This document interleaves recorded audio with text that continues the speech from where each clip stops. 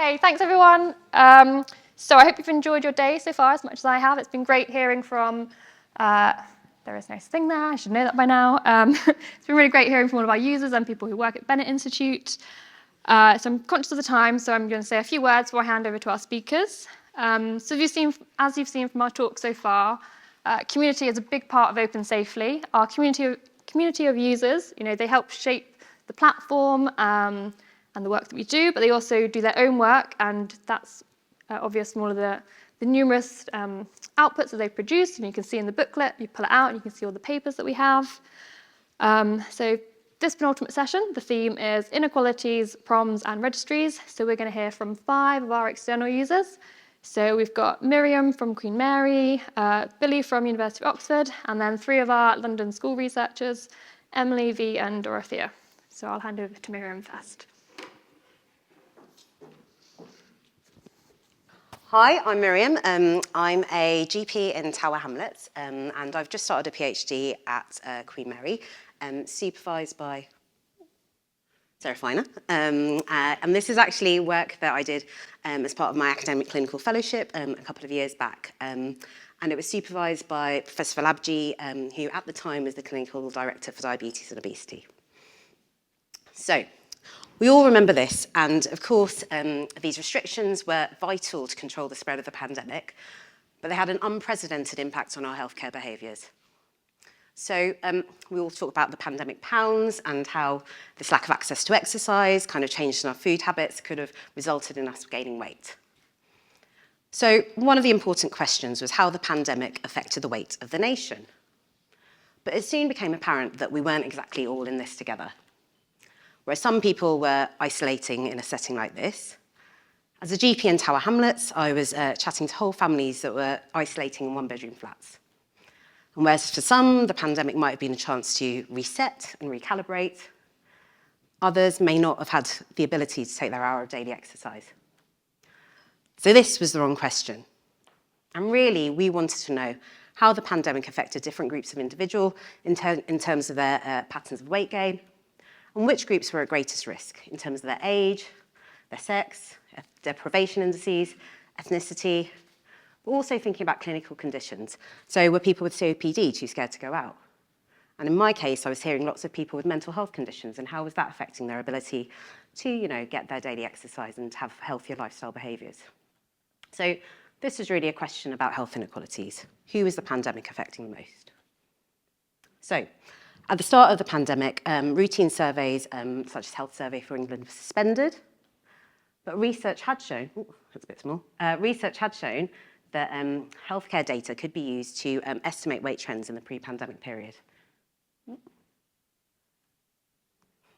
So luckily, OpenSAFELY TPP was offering near real-time data, and we used this to extract data on 17 million adults that had been registered with a GP for at least a year in March 2022. And actually, we were very lucky. We were able to extract, where available, monthly weights between 2015 and 2022 to really get an idea of weight trends across this period of time. And what we were interested in was what was happening to population BMI, were we all gaining weight, and BMI is body mass index, a measure of weight adjusted for height, and also on an individual rate level, how was it affecting our individual rates of weight gain? Who was gaining weight rapidly, so over 0.5 BMI units per year, and who was having the greatest acceleration in their rate of weight gain between the pre-pandemic and the pandemic period.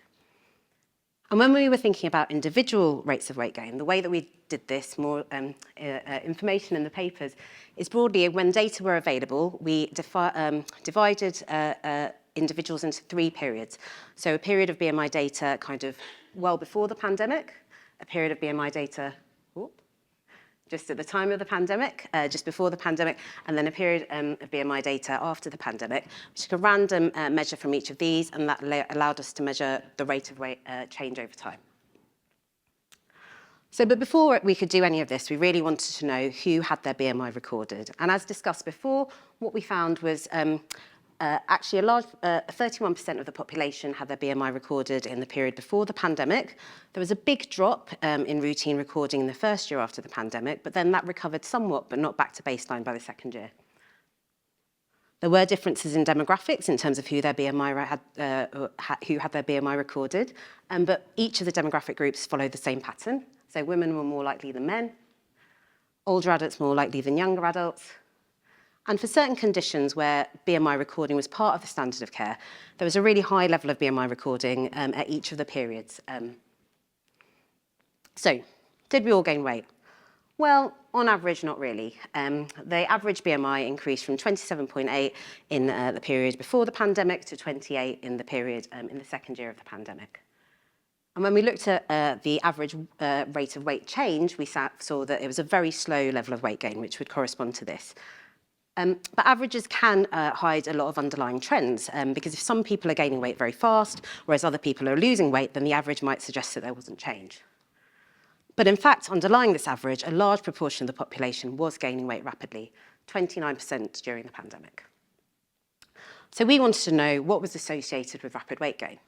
And in adjusted models for ethnicity, deprivation, age and sex, we found that female sex was associated with your increased risk of rapid weight gain, younger age groups, even though obviously there's some bias in terms of who was having their BMI recorded, living in more deprived areas, and also white ethnicity. So rapid weight gain was more prevalent amongst the black population, black Caribbeans, but when you adjusted for age, deprivation, etc., then the odds were lower amongst the white individuals. Sorry, the other way around. So we also looked at the effects of comorbid health conditions, and all the comorbid health conditions, well, most of them, were associated with an increased odds of rapid weight gain. However, what we found was actually people who'd had a diagnosis of mental health conditions had the greatest added risk. But one interesting finding in our data was that people with type 2 diabetes looked like they were at lower odds of rapid weight gain than the other population. But actually, this might have been to do with bias, because if you think people were going to have their weight recorded either because GPs were concerned about their weight or because they had type 2 diabetes, this is an example of bias and kind of areas where you need to be a bit gentle about the data. So we also looked at these trends in the pre-pandemic period, and we found the same risk factors were associated with an increased odds of rapid weight gain in that time. And we also looked at acceleration in rate of weight gain between the pre-pandemic and the pandemic, so who started to gain weight faster. And the greatest acceleration was also associated with these same risk factors. So inequalities that existed before the pandemic were likely exacerbated by the pandemic. So what about people with type 2 diabetes? We looked at this group because type 2 diabetes and hypertension are already targeted by weight management programs. There's likely to be more complete data. And also, these are conditions that would have more risk associated with weight gain. And on average, people in this group actually lost weight. But once again, this hid an underlying story, whereas a large proportion were gaining weight rapidly. So amongst people with type 2 diabetes, what was associated with rapid weight gain? Well, female sex, younger age groups, living in more deprived areas, and white ethnicity. And we can be a bit more confident about these findings because there's a higher proportion of individuals who had these BMI recorded in all these groups. And once again, having a comorbid mental health condition was associated with the greatest increase in odds of rapid weight gain. So we looked at the patterns amongst people with hypertension, and we found very similar patterns in that group as well. So what were the strengths and weaknesses of the study?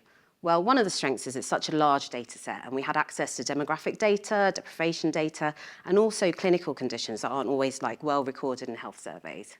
Some of the weaknesses are the biases, some of which I've mentioned in terms of who is having their health recorded, and that could have influenced the results if you don't kind of look at them carefully. But another strength is that using this routinely recorded health data, we could really identify groups that seem to be engaging with GPs but are at increased risk of rapid weight gain, and those individuals could be targeted for weight management programs, which are being talked about at present.